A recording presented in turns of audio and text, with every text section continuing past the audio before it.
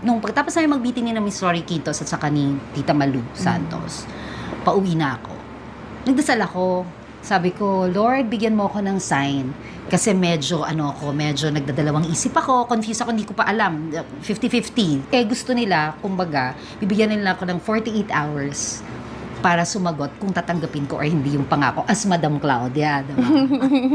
So pag-uwi ko, sabi niya, alam niya na meron akong meeting para nga dun sa So excited siya, gusto niya magstay ako. Sabi niya, Mama, what happened? Ganyan. I don't know if you remember. Kasi parang mga ilang taong ka lang, no? Parang mga 12, parang Mga ganon. Sabi nila, may promise naman sila na kumbaga makikilala ulit yung name ko, parang ganyan. Kaya lang, honey, sabi ko, kung kukumpara mo, ito lang kasing kikitain ko dito, pero sa Japan kasi ito kinikita ko.